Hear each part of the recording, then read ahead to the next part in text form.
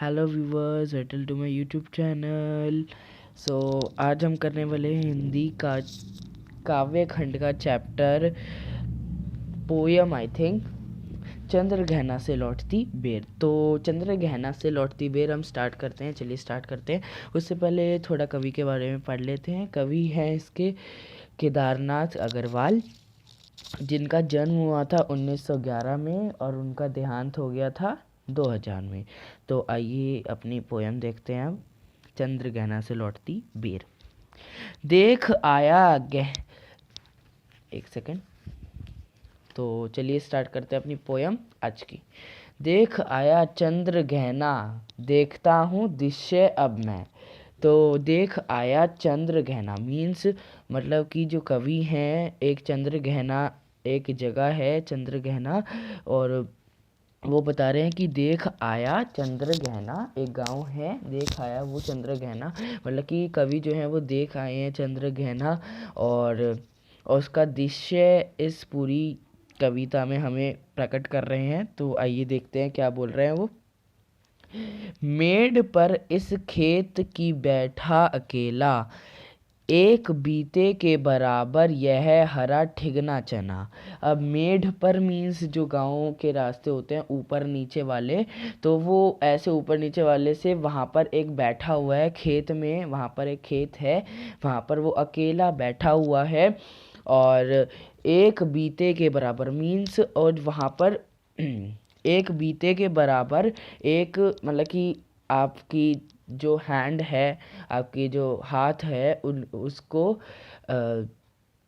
Last वाली finger और सबसे पहले वाले फिंगर जितना आप बोल सकते हैं यहाँ पर एक बीते मीन्स इतना बड़ा वहाँ पर एक हरा ठिगना चना है, हरे ठिगने चने का पेड़ है मीन्स पौधा है।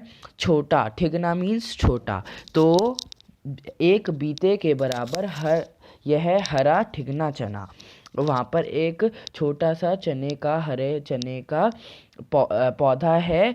बांधे मुरेठा शीश पर, मुरेठा मीन्स पगड़ी, तो बांध रहा है वो अपनी पगड़ी जो है उसके, और वो बोल रहे हैं कि उसके सिर पर जो है पगड़ी बंधी हुई है, उसके शीश मीन्स सिर, उसके सिर पर जो है वो पगड़ी बंधी हुई है। और छोटे गुलाबी फूल का, तो छोटे गुलाबी फूल का मीन्स जो पगड़ी है उसके, वो जो पगड़ी है वो छोटे गुलाबी फूल की जो पगड़ी है वो छोटे गुलाबी फूल से बनी हुई है। तो वो ये बता रहा है, मतलब कि जो पौधा है, कवि ये स्पष्ट कर रहा है कि जो पौधा है उधर उसके ऊपर जो है गुलाबी कलर के जो है वो फूल है लगे हुए हैं, और वो छोटा सा चने का पौधा है। सज कर खड़ा है पास ही मिलकर उगी है बीच में अलसी हटीली। और सज कर खड़ा है, बिल्कुल वो कह रहा है सज कर खड़ा है, वो बिल्कुल ठिगना चने का पौधा जो है वो बिल्कुल सज के खड़ा हुआ है, ऐसे प्रकट कर रहे हैं अपनी भाषा में वो। पास ही मिलकर उगी है बीच में अलसी हटीली। अलसी मतलब कि उसके पास में, मतलब कि जो ठिगने चने का पौधा है उसके पास में ही एक अलसी हठीली का पौधा भी है, अलसी पौधा भी है एक वहाँ पर। तो अलसी हठीली मीन्स हठीली मीन्स जिद्दी, तो अलसी हठीली मीन्स जिद्दी, वो जिद्दी पौधा है, बहुत ज़िद्दी है। देह की पतली कमर की है लचीली, नील फूले फूल को सिर पर चढ़ाकर कर। ये बता रहे देह की पतली, मतलब कि देह में शरीर की पतली है वो, और कमर उसकी क्या है, लचकदार है। लचकदार मीन्स आप इंग्लिश में कहना चाहते हो फ्लेक्सिबल है। जैसे कोई हवा आ रही है तो हवा से वो क्या हो रहा है, बिल्कुल नीचे मुड़ जाता है और फिर अपनी शेप में आ जाता है, मतलब कि जैसे फ्लेक्सिबल हो।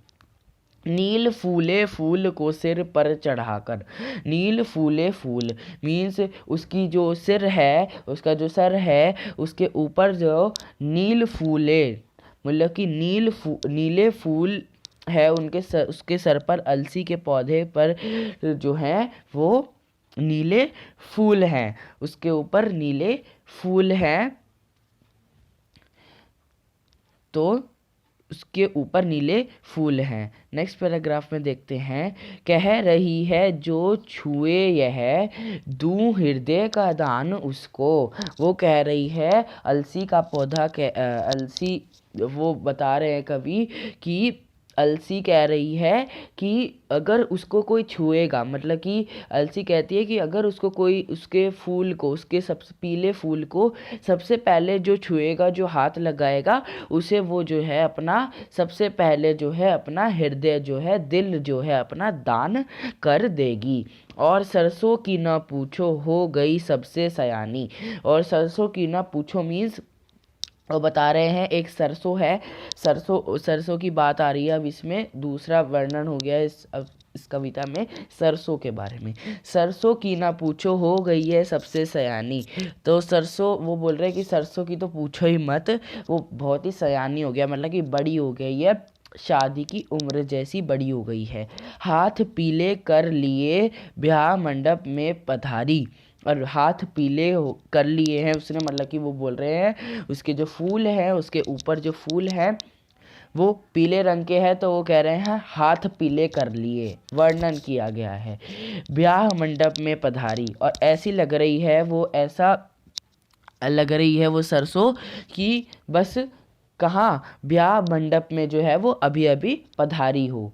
मतलब कि अब वो पूरा अलसी का पौधा जो है, सॉरी अलसी कह रहा हूँ, सरसों का पौधा जो है वो बिल्कुल बन के रेडी है, ब्याह मंडप में पधारा है, मतलब कि पधारा है, बिल्कुल रेडी है। अब वो बड़ा हो चुका है, उग चुका है अच्छे से। फाग गाता मास फागुन। फाग मीन्स होली के समय गाए जाने वाला गीत जो होता है वो, उसको हम फाग बोलते हैं। मास फागुन, मास फागुन किसे कहते हैं, मार्च का महीना। फागुन हम हिंदी में मार्च को क्या कहते हैं, फागुन कहते हैं।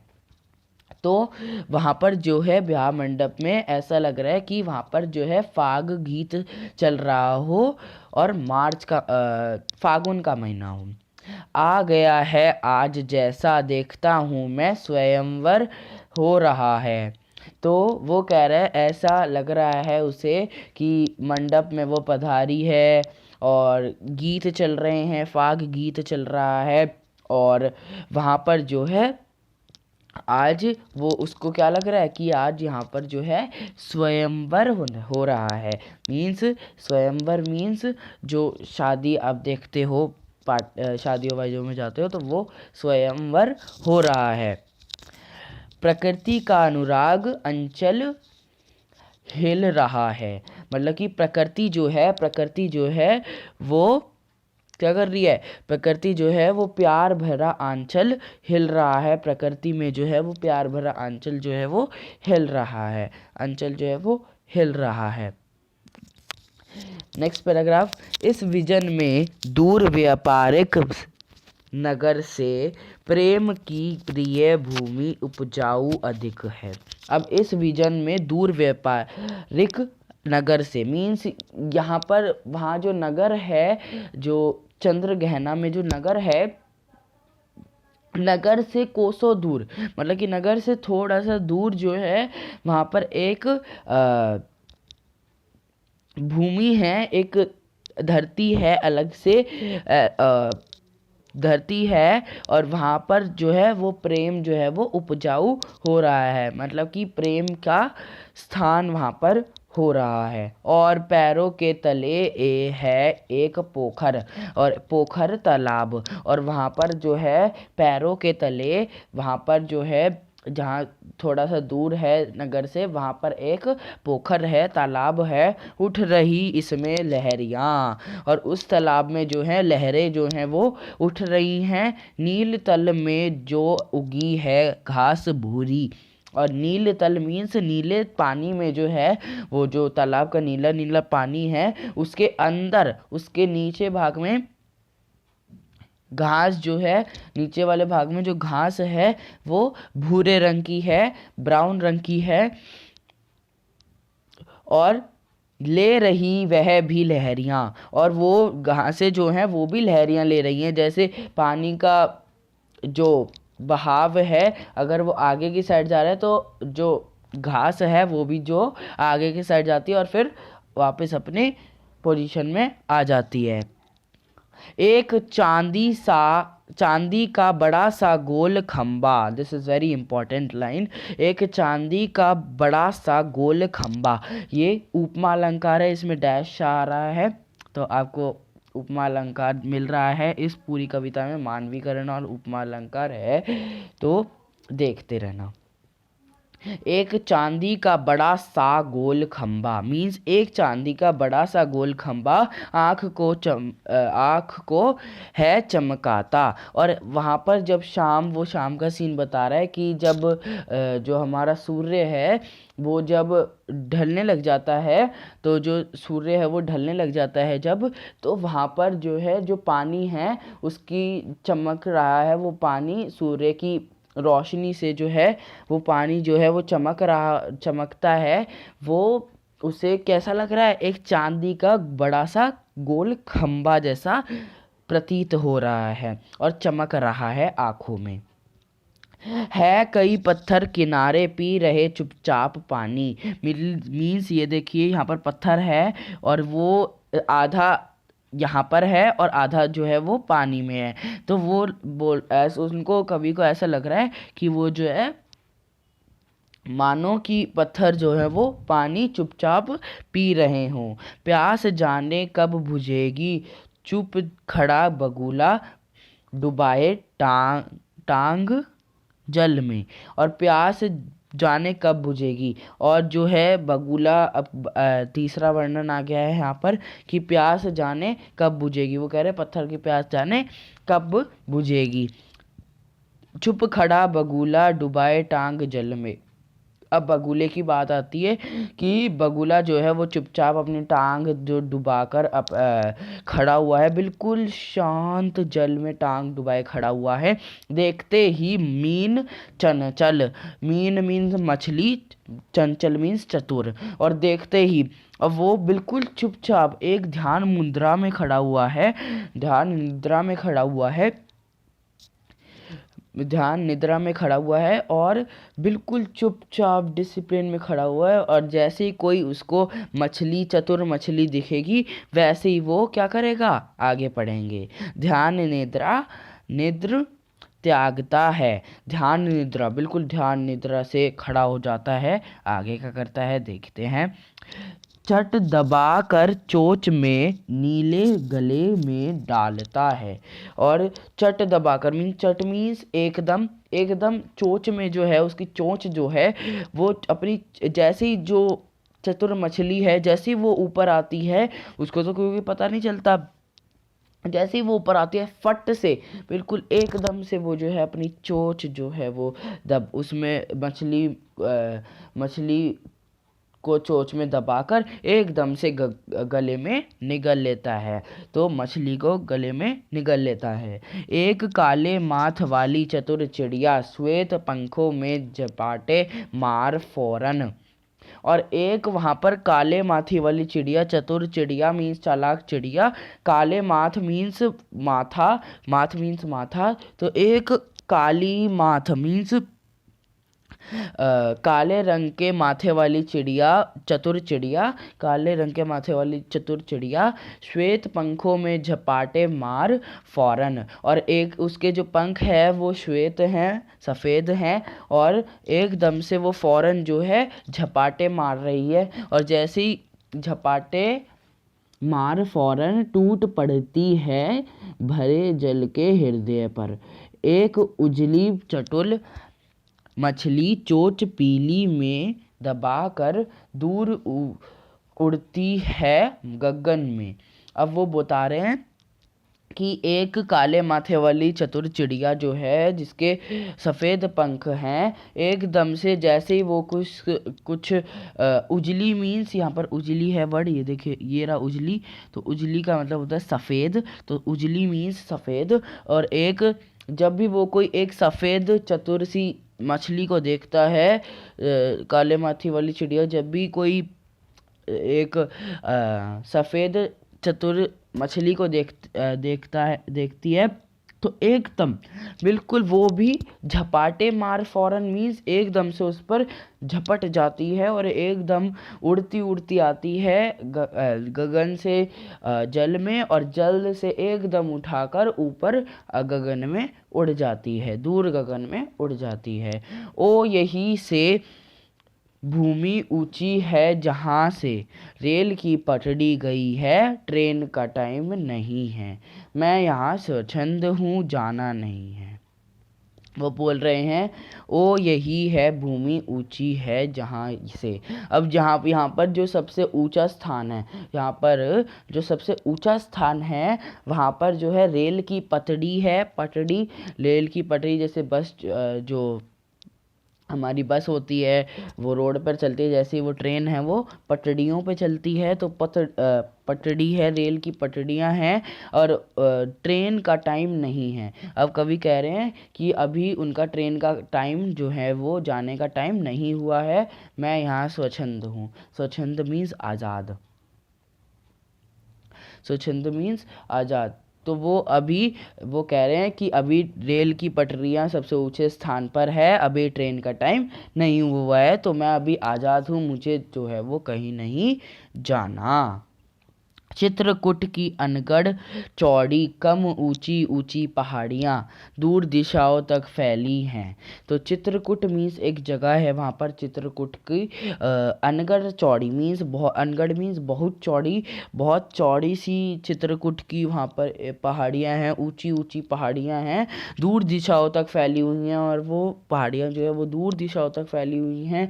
बांझ भूमि पर इधर उधर रीवा के पेड़, और बांझ भूमि, बांझ मीन्स बंजर, बांझ मीन्स बंजर, बंजर मीन्स कांटेदार।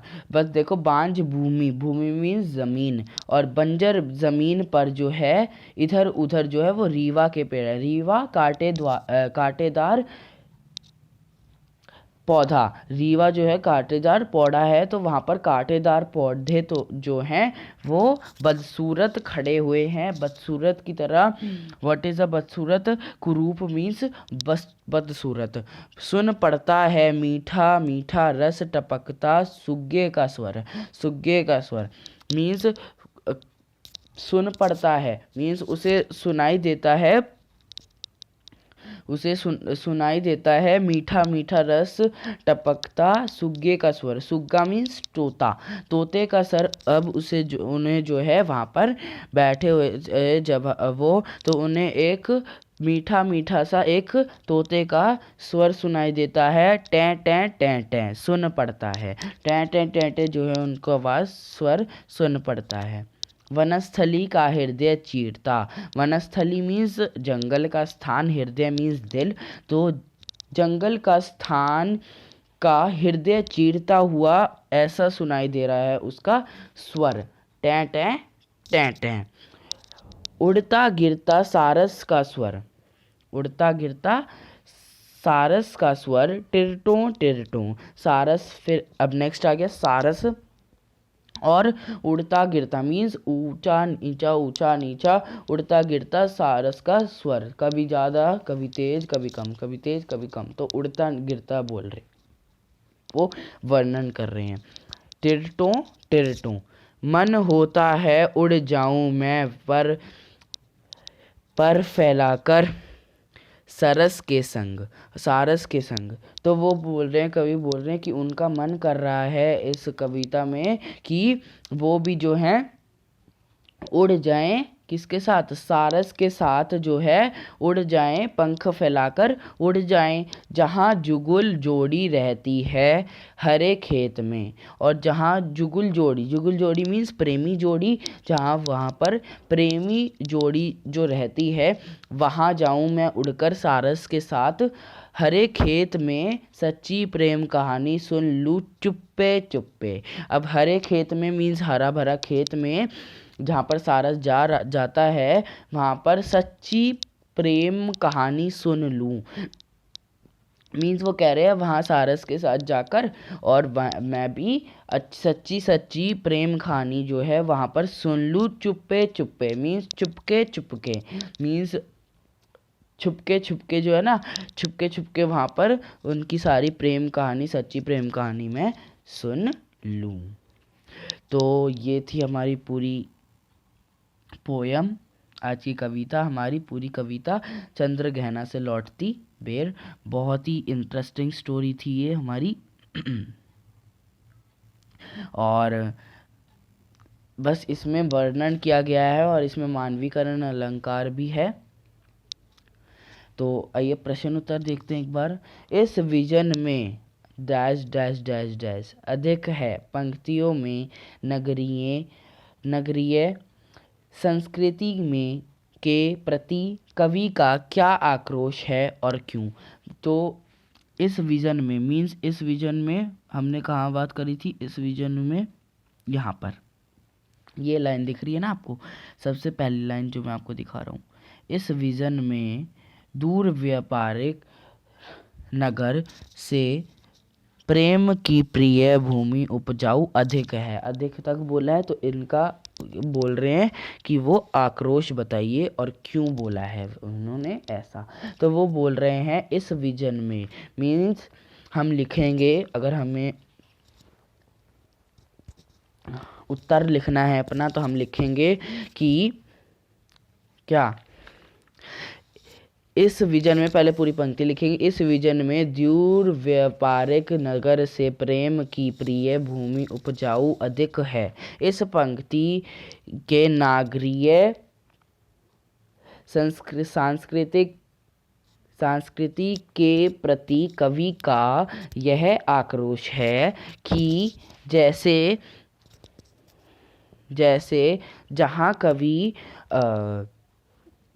जहाँ कभी चंद्रग्रहण के गांव पर जाकर किसी दूर नगर से कहीं दूर जाकर, व्यापारिक नगर से कहीं दूर जाकर जैसे वो वहाँ पर प्रेम की भूमि पर जाते हैं, तो कवि ने इसका जो वर्णन किया है उससे हमें पता चलता है कि कवि क्या कहना चाहते हैं। दूर व्यापारिक नगर से मीन्स, व्यापारिक नगर से मीन्स जो बातें चलती रहती हैं उनके बारे में ये बताते हैं। सो नेक्स्ट क्वेश्चन, सरसों को सयानी कहकर कवि क्या कहना चाहता होगा। तो सरसों को सयानी कहकर, हमने पढ़ा था सरसों को सयानी कहकर, तो सरसों को सयानी कहकर कवि क्या कहना चाहते हैं। तो सरसों को सयानी कहकर कवि यह कहना चाहते हैं कि क्या, सरसों को सयानी कहकर कवि यह कहना चाहते हैं कि जो सरसों का पौधा है वो अब पूरा बड़ा हो चुका है और पूरा तैयार है और उसके सरसों के पेड़ के पौधे के ऊपर पीले रंग के फूल हैं और वो बिल्कुल बड़ी हो गया है, अब पूरा बड़ा हो गया है जितना बड़ा जो होना है, और अब ब्याह मंडप में जो है वो पधारने वाला है। हमने यही पढ़ा था। नेक्स्ट क्वेश्चन, अलसी के मनोभाव का वर्णन कीजिए। अलसी के मनोभाव का, अब अलसी के मनोभाव का वर्णन हमने किया था सबसे पहले पैराग्राफ में। हमने क्या बोला था, मनोभाव का वर्णन कीजिए। तो अलसी, तो हम लिखेंगे अलसी के लिए, अलसी का मनोभाव कवि ने यह किया है कि अलसी चने के ठिगना चने के पौधे के पास खड़ा हुआ है। वह देह की पतली, वह शरीर की पतली है और उसकी कमर पूरी लचकदार है, और अलसी के पौधे के ऊपर नीले फूल खिले हुए हैं, उसके सर पर जो है वो नीले फूल खिले हुए हैं। नेक्स्ट क्वेश्चन, अलसी के लिए हठीली विशेषण का प्रयोग क्यों किया गया है? अलसी के लिए हठीली विशेषण का प्रयोग। अब अलसी के लिए हठीली हमने पढ़ा था, क्या पढ़ा था? अलसी हठीली के लिए, हठीली मीन्स जिद्दी पढ़ा था हमने, तो क्या बोलेंगे? हठीली अलसी के लिए हठीली विशेषण का प्रयोग इसलिए किया, कवि ने इसलिए किया है क्योंकि वह अलसी को जिद्दी रूपी पौधे के अनुसार बताना चाहते हैं। और कवि ने इसकी विशेषताओं को देखकर अलसी के पौधे को क्या कहा है? हठीली कहा है। हठीली के बाद ब्रैकेट में जिद्दी भी लिख सकते हैं।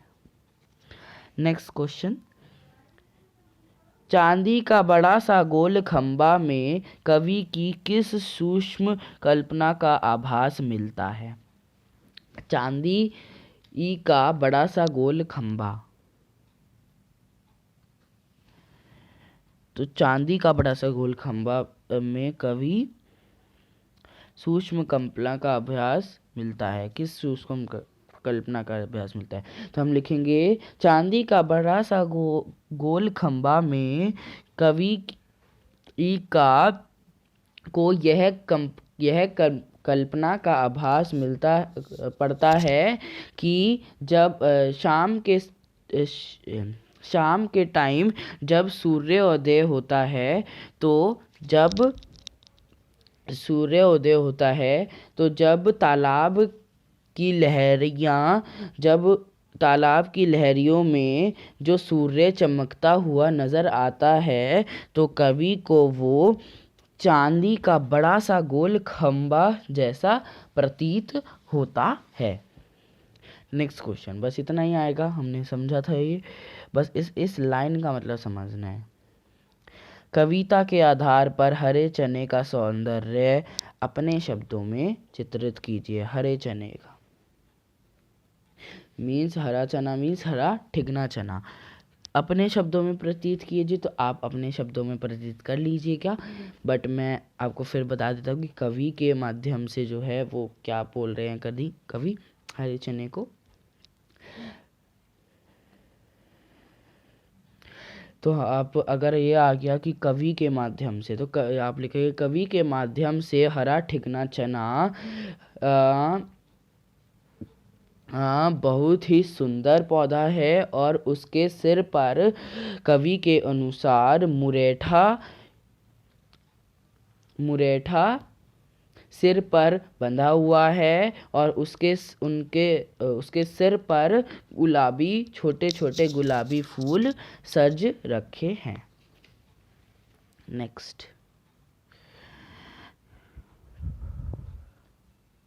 कवि ने प्रकृति का मानवीकरण कहाँ कहाँ किया है? प्रकृति का मानवीकरण बहुत जगह किया है कवि ने। मानवीकरण बहुत जगह किया है।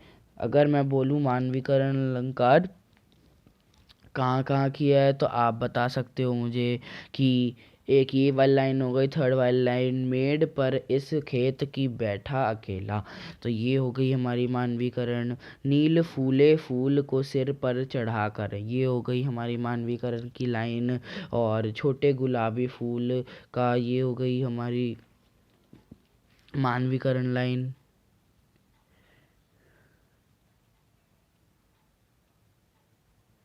तो आप ऐसे कर सकते हो, बहुत सारी लाइन्स मिलेगी आपको ऐसी। नेक्स्ट पे चलते हैं। नेक्स्ट क्वेश्चन में कुछ भी नहीं है, आपको अपनी पंक्तियाँ लिखनी है, पंक्तियाँ ढूंढ ढूंढ के लिखनी है। तो उसमें कुछ है नहीं, उजाड़ ज़मीन है, हमने बोला है कि और चारों तरफ सूखी और उजाड़ ज़मीन है, लेकिन वहाँ भी तोते का स्वर, मधुर स्वर मन को स्पंदित कर रहा है। तो इसमें ये वाली आ जाएगा, वनस्थली का हृदय चीरता हुआ, ये वाली पूरी पैराग्राफ आ जाएगा। सुन पड़ता है मीठा मीठा रस टपकाता सुग्गे का स्वर, टें टें टें टें सुन पड़ता है वनस्थली का हृदय चीरता, उठता गिरता सारस का स्वर, टेढ़ों टेढ़ों मन होता है उड़ जाऊं मैं वह फैलाकर सारस के संग, जहाँ जुगुल जोड़ी रहती है हरे खेत में सच्ची, प्रेम कहानी सुन लूं चुप्पे चुप्पे। तो ये वाला पैराग्राफ आ जाएगा आपका, ये वाला। तो ये रचना और अभिव्यक्ति में कुछ नहीं करना, भाषा अध्ययन में कुछ नहीं करना। नेक्स्ट में जो है, नेक्स्ट आप खुद कर लीजिएगा। ये आपको एक कविता दी है, कविता के आधार पर आपको आगे प्रश्न उत्तर दिए होंगे। यस, एक बार शब्द अर्थ देख लेते हैं हम। शब्द अर्थ क्या कह रहे हैं हमारे। बीते के बराबर हमने पढ़ा था ना, बीते के बराबर। तो बीते के बराबर हमने क्या पढ़ा था, छोटा सा, मतलब कि छोटा सा, मतलब कि 22.5 सेंटीमीटर। मैंने बोला था ना आपको 22.5 सेंटीमीटर जितना आपका अंगूठे से लेकर वयस्क हाथ से लेकर अंगूठे तक जो आपका वो होता है, जो मेजर होता है आपका, वो होता है आपका व्हाट, बीते के बराबर। ठिगना, ठिगना हमने पढ़ा था छोटा या फिर नाटा भी बोल सकते हो।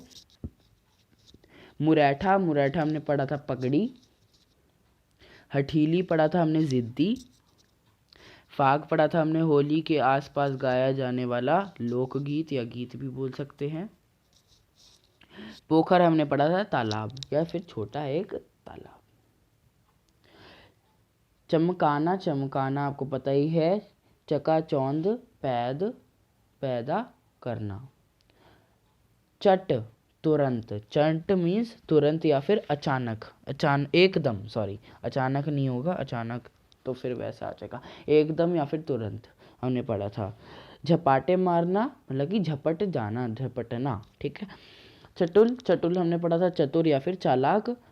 रीवा, रीवा हमने पढ़ा था क्या, एक कांटेदार पौधा, मीन्स बाबुल के पेड़ से मिलता है वो एक पेड़।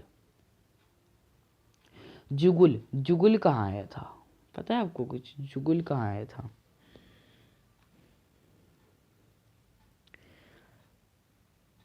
जुगुल,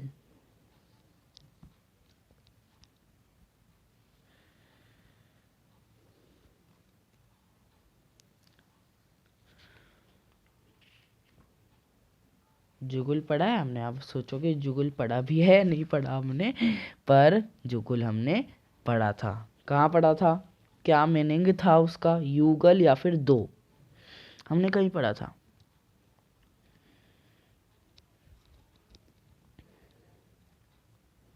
आप वीडियो पॉज कर कर पहले कमेंट लिखना और फिर वीडियो देखना। मैं आंसर बता रहा हूँ आपको, पॉज कर दीजिए और मैं आंसर बता देता हूँ आपको। आंसर है हमारा, देखो ये देखो, जुगुल जोड़ी रहती है। यहाँ जुगुल जोड़ी रहती है, कौन सी जोड़ी, प्रेमी की जोड़ी। जुगुल जोड़ी मीन्स दो प्रेमियों की जोड़ी। तो जुगुल मीन्स दो भी हम लिख सकते हैं, क्योंकि जोड़ी प्रेमी की ही होती है। तो जुगुल दो प्रेमी की जोड़ी, तो जुगुल मीन्स दो, या फिर युगुल, युगल भी लिख सकते हो। अब मानवीकरण अलंकार हमने पढ़ा था, तो मानवीकरण अलंकार क्या है वो भी पढ़ लेते हैं हम। प्रकृति या जड़ पदार्थों में मनुष्य के गुणों का आरोप करके चेतन के समान उसकी चेष्टाओं का चित्रण मानवीकरण अलंकार कहलाता है। तो ये था हमारा मानवीकरण अलंकार। तो और आपको पेपर में हमेशा पूछा जा सकता है, हमेशा हमेशा, व्हाट इज द कवि का नाम बताओ। तो कवि का नाम आप क्या बताओगे, केदारनाथ अग्रवाल। और कविता का चंद्र गहना से लौटती बेर। तो ये देखिए, अभी पिक्चर्स भी देख लेते हैं। देखिए ये वाला जो है जिस पे मेरा पॉइंट हो रखा है, आपको मैं दिखाऊंगा, कैसे दिखाऊं, ये देखो ये वाला। तो ये है हमारा किसका, ठिगना चना का पौधा। और ये जो है, ये स्वयंवर हो रहा है वैसे, और ये जो है हमारा अलसी है। ये हमारा बगुला है, ये हमारा चटुल चिड़िया का, चालाक चिड़िया का पेड़ है। चालाक चिड़िया का पेड़ है, गलत बोला। चालाक चिड़िया का नहीं, ये कौन सा पेड़ है? रीवा का पेड़ है। कौन सा? रीवा का पेड़।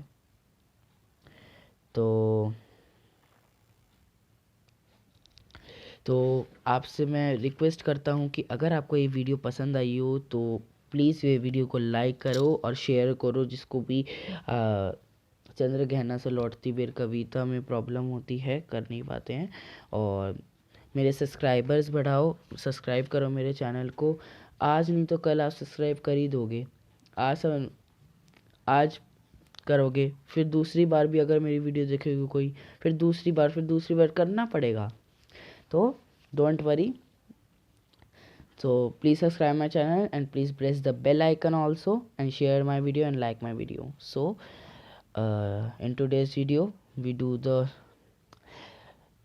poem चंद्रग्रहण से लौटती बेर. So bye bye.